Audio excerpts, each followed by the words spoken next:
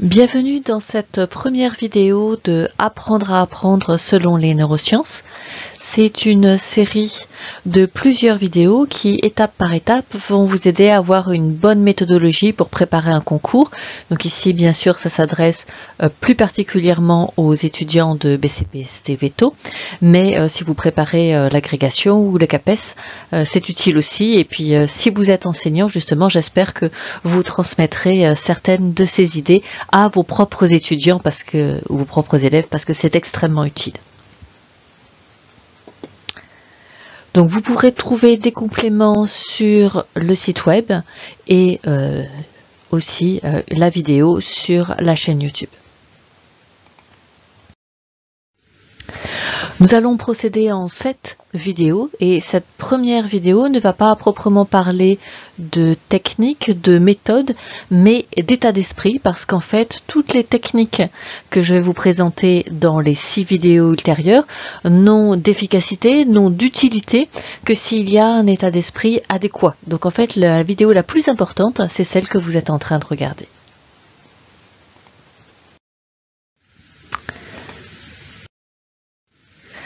Donc pour ça, essayons de voir, vous allez faire un diagnostic de votre propre état d'esprit. Il n'y a pas de bonne ou de mauvaise réponse, c'est comme c'est toutes les croyances pas forcément très conscientes que nous avons sur notre intelligence, nos différentes habiletés, nos capacités dans telle ou telle matière.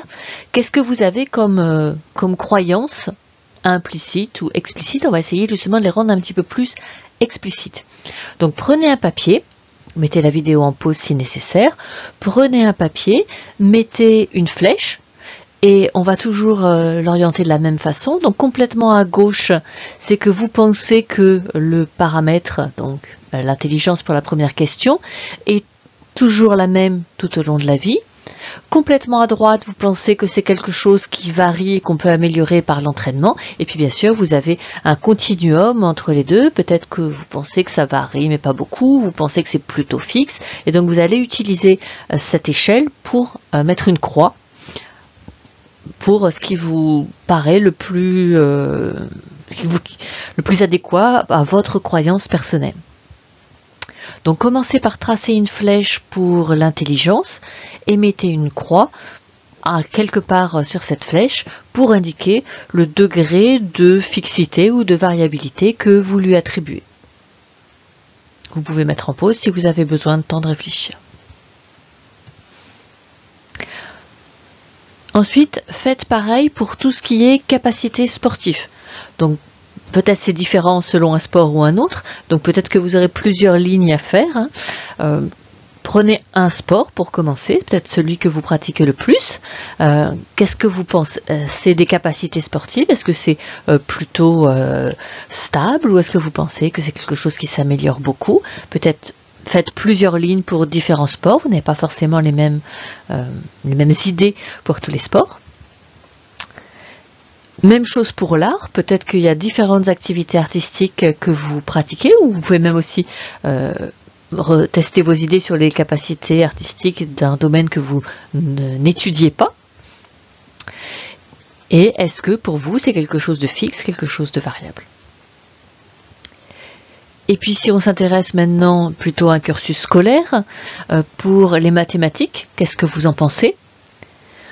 Pour le français, qu'est-ce que vous en pensez? Alors peut-être il faudra différencier l'orthographe, la grammaire, la clarté de la rédaction. Qu'est-ce que vous en pensez? Peut-être c'est différent aussi à l'écrit et à l'oral. Est-ce que vous pensez que vos capacités sont susceptibles de beaucoup varier, pas beaucoup varier? Ensuite, en termes d'organisation, qu'est-ce que vous en pensez? Est-ce que la capacité à s'organiser est très variable ou pas? Je pensais aussi aux capacités pour les langues étrangères. Qu'est-ce que vous en pensez? Et peut-être même votre capacité de mémoire. Est-ce que vous pensez que ça varie? Est-ce que vous pensez que ça varie pas? Donc prenez le temps d'essayer de rendre un petit peu plus conscient tout un tas de croyances que nous avons à propos des différents domaines que vous avez dans votre vie, et puis en particulier des domaines qui vous sont utiles dans vos propres études.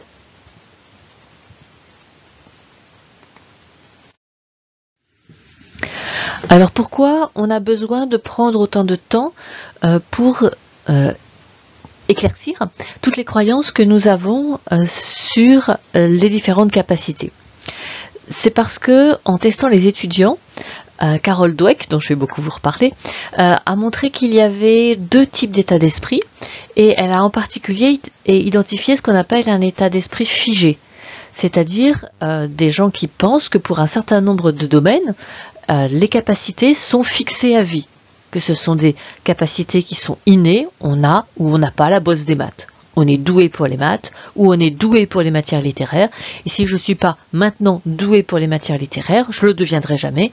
Et si je ne suis pas maintenant doué pour les maths, je ne le deviendrai jamais.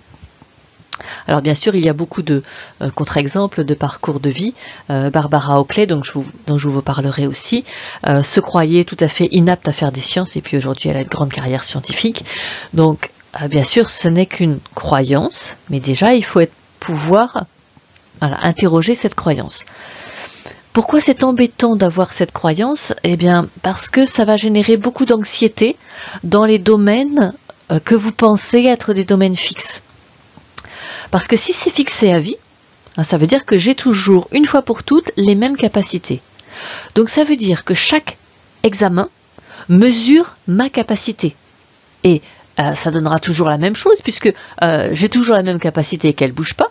Si un examen a montré que je suis nul, alors vous rajoutez ce que vous voulez derrière, je suis nul en maths, je suis nul en art, je suis nul en lettres, je suis nul en... Eh bien c'est que je suis nul. Et puis ça ne pourra jamais changer. Donc, je ne vais même pas être assuré de réussir une autre fois, c'est que cette fois-là ça a mal mesuré, parce que je sais bien, les fois précédentes, ça a mesuré que je suis nul. Donc ça va générer beaucoup d'anxiété, parce que ça veut dire qu'un examen mesure de façon sûre, presque définitive, votre capacité, puisque cette capacité ne peut pas bouger. On a toute cette croyance-là qui va avec. Donc c'est très très insécurisant.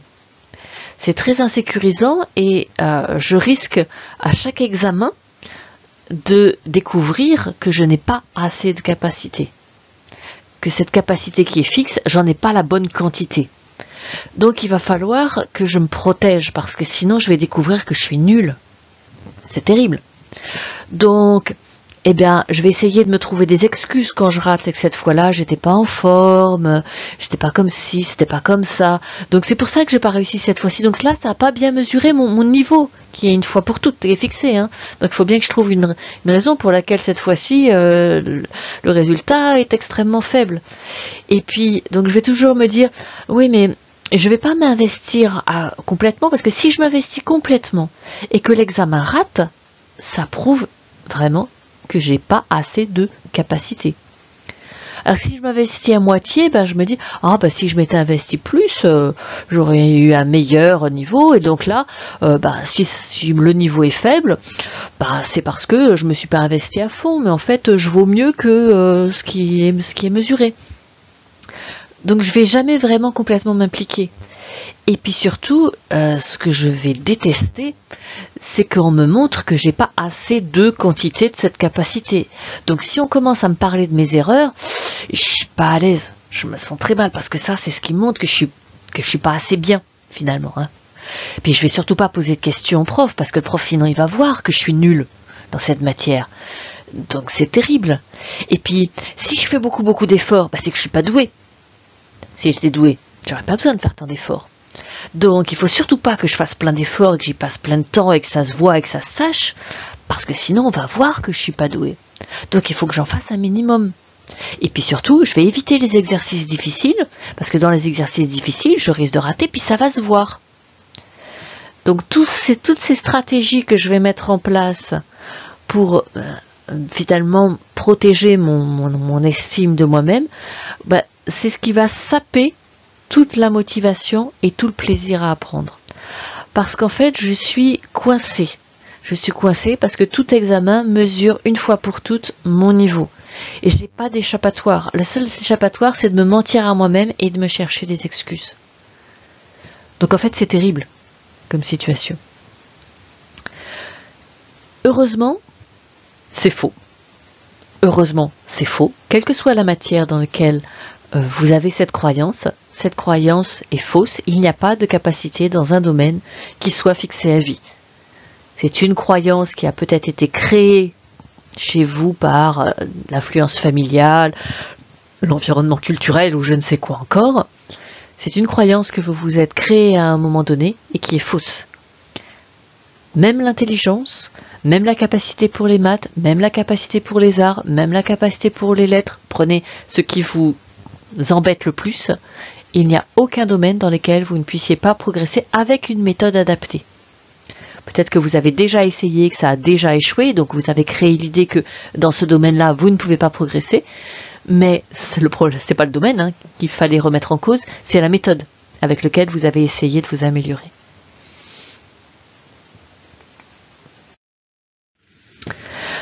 Alors pourquoi c'est embêtant quand vous êtes en train de préparer un concours d'avoir cet état d'esprit figé dans certaines matières, parce qu'on peut penser que des choses sont fixes dans certains domaines et pas dans d'autres, mais si on est figé même dans certains domaines, eh ben le problème c'est que souvent on va se définir par son échec. Je suis la personne qui est nulle en maths, je suis la personne qui est nulle au violon ou je ne sais quoi.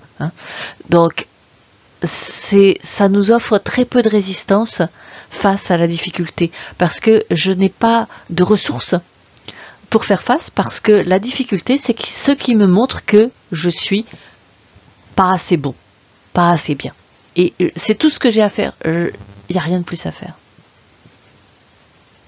Donc ici vous avez une petite BD de Calvin et Hobbes où Calvin réussit pas et au lieu de s'entraîner, de faire mieux, il va sur un exercice plus facile. Ça c'est vraiment typique de l'état d'esprit figé. Un exercice difficile qu'on n'arrive pas, hop tout de suite on zappe sur un plus facile au lieu de le prendre comme un challenge et une source de progrès.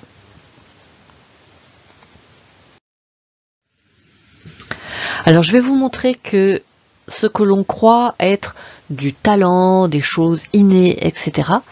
En fait, ça n'existe pas. Peut-être que vous admirez beaucoup quelqu'un parce qu'il est doué pour le dessin. Il est doué pour la musique, il est doué pour ceci ou pour cela. Interrogez cette personne que vous pensez être naturellement douée pour ce qu'il fait et essayez d'avoir une idée du nombre d'heures que cette personne soi-disant douée de façon innée a passé dans ce domaine. Vous vous rendrez compte que les enfants doués pour la musique, ils passent en fait un nombre d'heures extraordinaire. Les personnes douées pour le dessin, elles sont toujours en train de griffonner. Les personnes douées pour les matières littéraires ont toujours un bouquin dans les mains. Donc, en fait, ce que vous prenez pour quelque chose d'inné, qui serait quelque part dans les structures cérébrales, c'est généralement un nombre d'heures extrêmement important que les gens ont passé, et peut-être aussi des techniques d'apprentissage qui leur sont propres et qui rendent les choses différentes. Donc ici vous avez une technique, la technique de Betty Edwards, pour vous montrer ce que l'on peut faire en 5 jours. Je ne vous parle pas de 5 ans de cours de dessin, je vous parle de 5 jours. Vous avez la situation au départ, on a demandé à une personne de faire son autoportrait, et à l'aide de techniques adéquates qu'on apprend chaque jour, la même personne a fait cet autoportrait le 5e jour.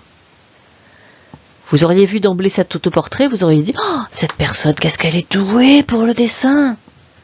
Elle n'est pas plus douée que vous. Si vous voulez prendre le livre de Betty Edwards et faire l'expérience, vous arriverez exactement au même résultat. Peut-être même mieux, je ne sais pas. Et c'est simplement que Betty Edwards donne des techniques adaptées, en apprenant à regarder d'une certaine manière, que l'on ne fait pas forcément, et utiliser les ombres, les lumières, etc. Donc en fait, elle donne des techniques efficaces, et avec des techniques efficaces, en 5 jours, n'importe qui peut apprendre à dessiner de façon correcte. Donc il n'y a pas de talent.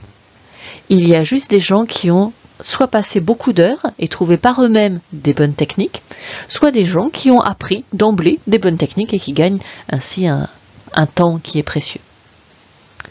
Donc quand vous regarderez quelqu'un, au lieu de lui dire « Qu'est-ce que tu as comme talent ?», demandez-lui plutôt « Comment tu fais ? Qu'est-ce que tu mets en place pour arriver à faire ça ?» Et vous obtiendrez beaucoup d'informations.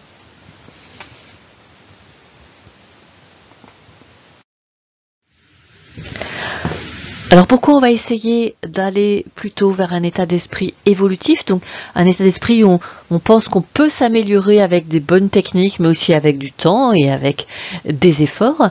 C'est parce que les étudiants qui ont cet état d'esprit, donc là qu'il avait spontanément dans son étude, ont une bien meilleure réussite, et elle a beaucoup travaillé sur des étudiants en médecine, ils n'abandonnent pas leurs études. Il n'y a pas de concours de médecine aux États-Unis et beaucoup d'étudiants abandonnent leurs études en première année quand arrive le cours de biochimie et que ça se complique. Donc on pourrait dire, bah ça aussi, pas de chance, hein. Soit on est doué pour avoir un état d'esprit évolutif, soit on n'est pas doué et puis on a un état d'esprit figé. Je pense que vous commencez à vous douter qu'il n'en est rien. Même l'état d'esprit est quelque chose que l'on peut améliorer avec des efforts et en prenant conscience du fait qu'on a un état d'esprit figé. C'est pas un talent, le fait d'avoir un état d'esprit évolutif. C'est un entraînement. Et c'est un entraînement qui va vous demander au début un certain effort, surtout si vous avez un état d'esprit très figé, parce qu'il y a beaucoup de pensées qui sont des pensées automatiques, qui sont des pensées figées. Donc le premier travail, ce sera de les repérer. Ah, tiens, une pensée figée. Par exemple, vous venez de rater quelque chose et puis spontanément vous dites « Ah, ben que je suis bête !» Vous n'êtes pas bête. Vous avez raté quelque chose dans un domaine. C'est tout. En aucun moment, cet échec dans ce domaine-là ne mesure votre intelligence. Elle mesure plutôt le fait que vous n'avez pas appliqué soit la bonne organisation, soit la bonne méthode, soit suffisamment d'attention, peut-être. Donc l'important c'est, est-ce que je peux identifier ce que j'ai raté plutôt que de me qualifier d'une manière qui ne m'apporte absolument rien. Et puis exactement la même chose en sens inverse. Si vous avez tendance à dire « Ah, je suis génial dans tel ou tel domaine », il est probable que vous allez arrêter de travailler de façon pertinente dans ce domaine, peut-être même arrêter de travailler tout court d'ailleurs. Vous allez arrêter de chercher des stratégies d'amélioration. Donc peut-être que vous êtes bon dans ce domaine, mais est-ce que vous ne pourriez pas être mieux ? Donc même dans les domaines où on a des résultats qui sont bons, on peut aussi être évolutif et essayer de chercher de meilleures stratégies. Donc parfois, être bon et le savoir est un obstacle au fait de s'améliorer. Donc même quand vous avez des pensées positives, faites attention qu'elles soient évolutives, tout de même. Donc surveillez les « je suis nul »,« je suis doué »,« je suis bête »,« je suis génial », hein. Tout ça c'est des valeurs figées. Évitez aussi le « ah, c'est trop difficile pour moi, j'y arriverai jamais, je laisse tomber ». Au contraire, essayez de prendre ça comme un challenge. Ça va me prendre du temps, ça va me prendre des efforts, il va falloir peut-être que je change de stratégie, mais il n'y a pas de raison que je n'y arrive pas. Et si j'y arrive pas tout seul, je vais demander à mes camarades, je vais demander à mes profs, mais je suis dans cette classe me prépare à un concours, si on m'a accepté dans cette classe, c'est que je dois pouvoir y arriver. Ça me demandera peut-être beaucoup d'efforts, beaucoup de temps, beaucoup de questions, mais il n'y a aucune raison que j'y arrive pas. Quand vous regardez les autres, l'envie, ça sert à rien. Oh là là, elle est tellement douée, elle fait ça tellement bien. Oh, franchement, je suis dégoûtée. Ça vous sert à quoi, ça? À rien du tout. Qu'est-ce que vous êtes en train de faire?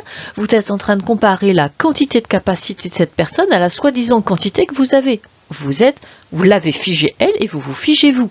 C'est catastrophique. Allez plutôt la voir et allez lui demander comment elle fait cette chose que vous admirez tant. Et là, vous aurez l'information et vous pourrez le faire vous-même. Et les gens adorent parler de ce qu'ils font bien. Donc, n'hésitez pas, demandez-leur, dites-lui bien que vous admirez tel ou tel aspect, que vous aimeriez faire, et il est probable que vous aurez l'information. Et inversement, ne vous satisfaisez pas, essayez de ne pas vous satisfaire même de quelque chose qui est bien. Peut-être qu'il y a quand même des conseils pour faire mieux. Donc si vous voyez que vous avez quelque chose qui est satisfaisant, mais qu'on vous donne un conseil pour encore améliorer, ben, n'hésitez pas. Hein. En fait, s'améliorer, c'est infini. Pas de « je suis incapable ». Essayez de transformer cette pensée automatique en « je ne suis pas encore capable ». Ça va me prendre du temps. ça va me prendre des efforts, ça va me prendre des questions parce que je vais devoir m'interroger sur la façon dont je m'y prends. Ça va me questionner, mais c'est sûr, je vais y arriver.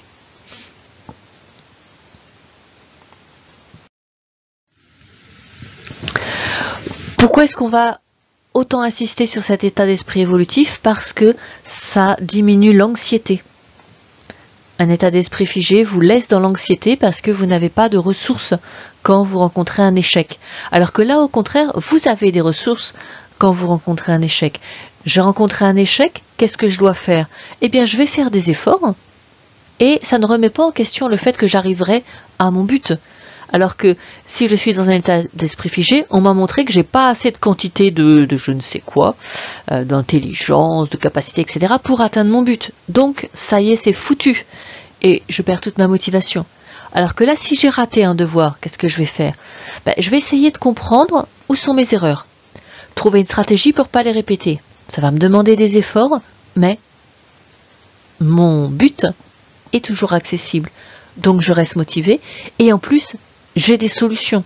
Je vais demander aux autres. Et je vais pouvoir faire un diagnostic de mon problème. Au lieu de chercher des excuses, je vais chercher un vrai diagnostic. Donc je vais chercher les solutions. Je vais les mettre en place. Et ça va s'améliorer. Et donc parce que je sens aussi que je progresse et que je prends les difficultés comme des défis, je vais garder du plaisir à apprendre. Et même quand ça devient difficile, et peut-être surtout quand ça devient difficile.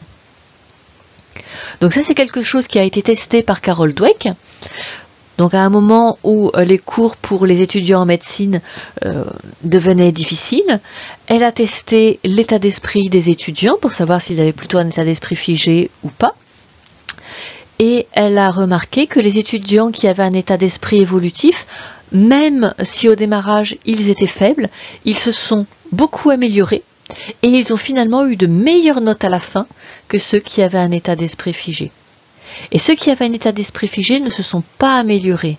Donc retenez bien ça, c'est ça qui est important. Si vous gardez un état d'esprit figé, c'est pas la peine de regarder les 6 vidéos qui suivent. Vous perdez votre temps. Aucune des méthodes que je vais vous proposer ne vous aidera parce que vous allez mettre toute votre énergie à protéger votre estime de vous-même. Donc vous ne pouvez pas mettre en place tout ce que je vous propose. Il faut d'abord accepter que vous pouvez vous améliorer et que les erreurs, c'est pas grave, c'est des sources de diagnostic pour s'améliorer.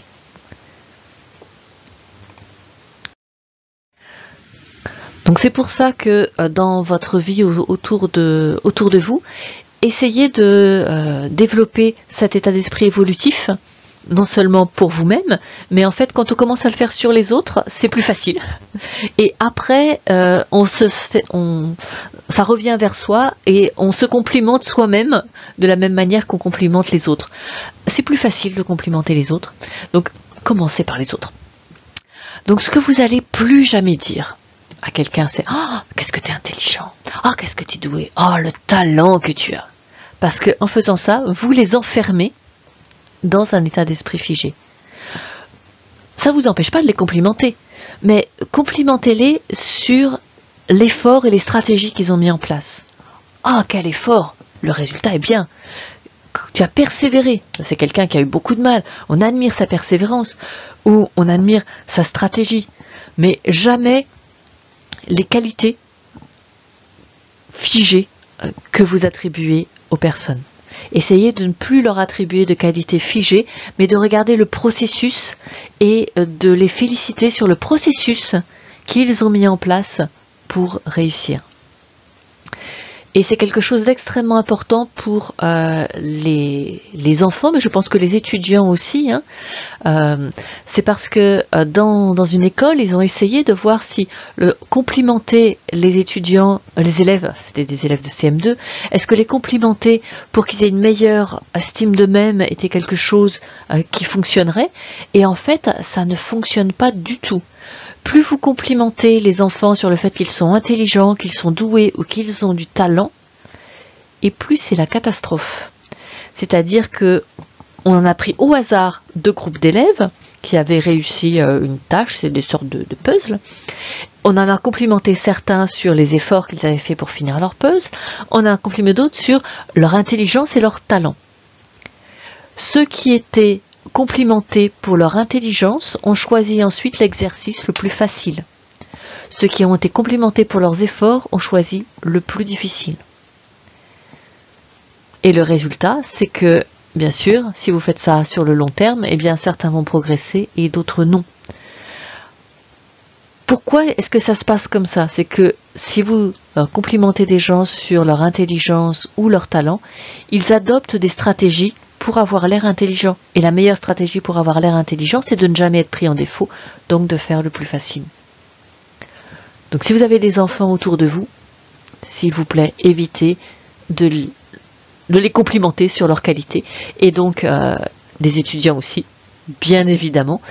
Et vous-même, quel que soit votre âge, essayez de développer cette stratégie de complimenter sur l'effort, sur la stratégie, afin de pouvoir le faire ensuite pour vous-même, de vous auto-féliciter sur vos efforts.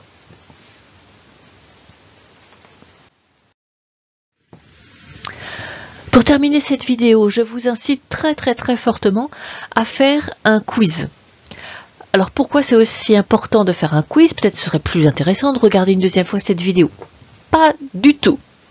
Je vous montrerai ça dans une autre vidéo, que la meilleure façon d'apprendre, ce n'est pas de relire, c'est de se tester. Parce que quand on se teste, il y a de l'attention et le cerveau se met en situation de mémoriser le résultat du test. Parce que s'il y a un test, c'est que c'est quelque chose d'important. Or, cette vidéo, je vous l'ai déjà dit, c'est la vidéo la plus importante des 7, parce que si vous ne comprenez pas pourquoi un état d'esprit évolutif est nécessaire pour que vous puissiez réussir ce concours, alors c'est pas la peine, vraiment pas la peine, de regarder les vidéos suivantes. Ça ne fonctionnera pas, ça a été étudié par Carol Dweck, ça ne servira strictement à rien. Donc c'est extrêmement important de saisir et de vous souvenir de cet aspect, qui vous paraît peut-être un peu trivial pour le moment. Donc faites le quiz afin que votre cerveau puisse vraiment engranger cette information et que vous puissiez vous en souvenir un jour où vous finirez par vous dire « Ah, qu'est-ce que je suis bête !» Vous avez l'adresse du quiz ici, donc vous pouvez soit utiliser l'application sur votre téléphone, TopGrade, et ensuite il vous suffit de rentrer ou de chercher par mots-clés « Apprendre à apprendre », partie 1, et vous aurez ce quiz. Prenez le temps s'il vous plaît, ce sera très rapide. Comme référence, n'hésitez pas à lire Carol Dweck sur cet état d'esprit, hein, c'est vraiment le centre de notre vidéo. Ça a été traduit en français. Là, je vous l'ai mis en anglais parce que c'est comme ça qu'elle l'a publié, mais ça a été traduit en français. Elle écrit très bien, ça se lit vraiment sans aucun problème, très simplement. Et je pense que ce sera très utile pour vous-même et si vous êtes enseignant, extrêmement utile pour votre pédagogie. Je vous incite aussi à vous inscrire au cours en ligne développé par Coursera, le cours en ligne de Barbara Oakley. Il est gratuit, vous pouvez vous inscrire à n'importe quel moment. Il y a des dates limites, mais que vous pouvez remettre à jour quand vous voulez, donc à faire à votre rythme. Les vidéos sont toutes sous-titrées en français. Elles parlent en anglais lentement, donc ça peut être aussi l'occasion de travailler un petit peu votre anglais. Et vous allez y retrouver un grand nombre de choses que je vous présente dans les autres vidéos. Par contre, vous ne trouverez rien sur l'état d'esprit qui n'est pas développé dans ce cours en ligne. Eh bien, n'oubliez pas de faire le quiz et une fois que vous aurez fait le quiz, je vous retrouve pour la deuxième vidéo.